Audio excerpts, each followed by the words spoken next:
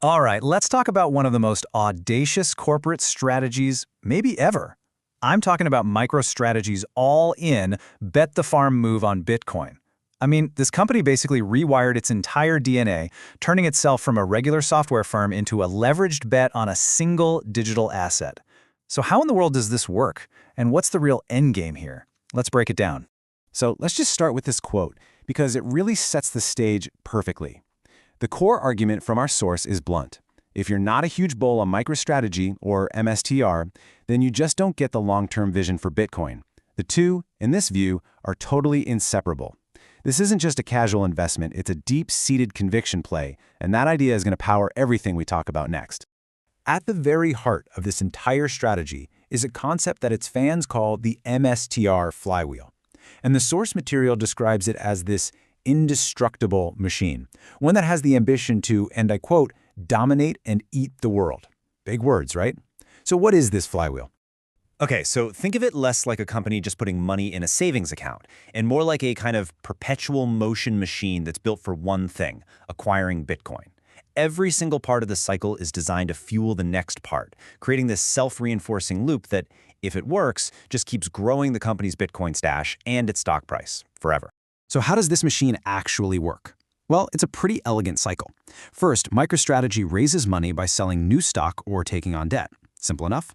Then, they take all that cash and, as the source puts it, they hoover up Bitcoin right off the market. Now, step 3 is the absolute key. Their big thesis has to be right, and the value of Bitcoin has to go up. If it does, MSTR's stock price tends to follow. And here's the magic. That higher stock price lets them go right back to step 1 and raise even more money on even better terms. It's a cycle built for pure aggressive accumulation. But, and this is a huge but, that whole powerful flywheel we just talked about, it's basically a spinning top balanced on a single tiny point. The entire structure, the whole grand plan, it all depends on one single thing. And there it is, the single point of failure.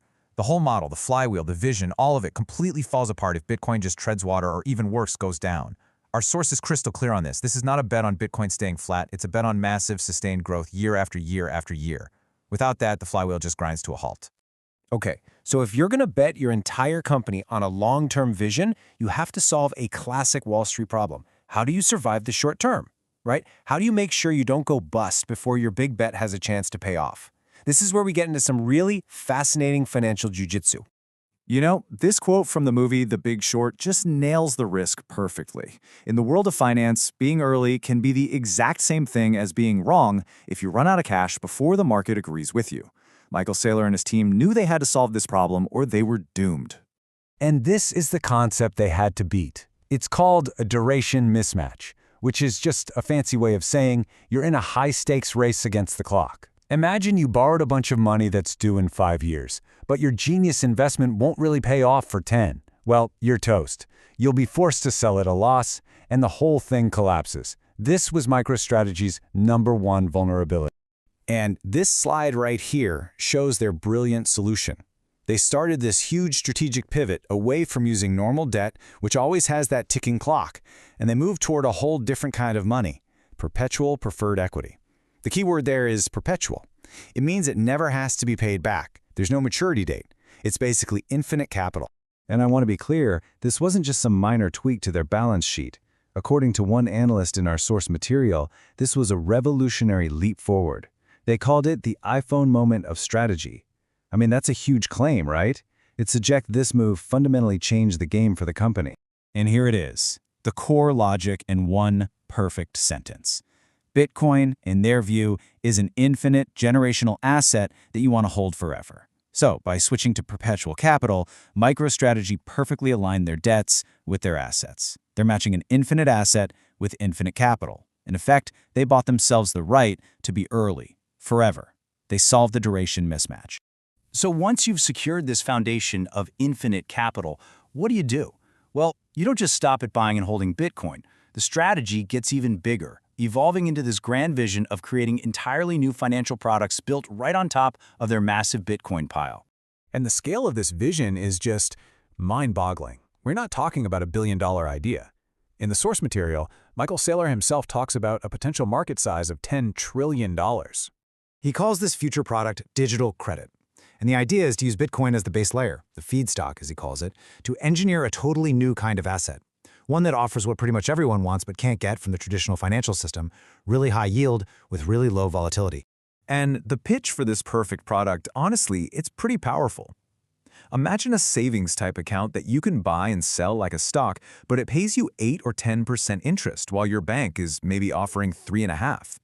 The goal is to use their Bitcoin as collateral and then engineer away the price swings to create the ultimate high-yield savings product. Okay, so let's zoom out and pull all these threads together. What does the whole picture, the grand strategy, actually look like when you put it all on the table?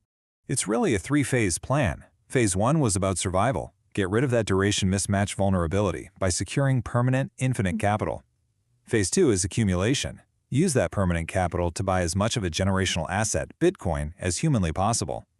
And then, Phase 3 is innovation. Use that giant treasury to build and sell the next generation of financial products to the entire world. And this chart does a great job of showing the risk and reward of the phase we're in right now. As you can see, MSTR stock is even more volatile than Bitcoin itself. It is a leveraged bet, through and through. So if you believe in the Bitcoin thesis, MSTR is like a high-octane way to play it. But you have to remember that leverage is a double-edged sword. You know, given the sheer scale and the incredible stakes here, it's no surprise that opinions are really, really strong.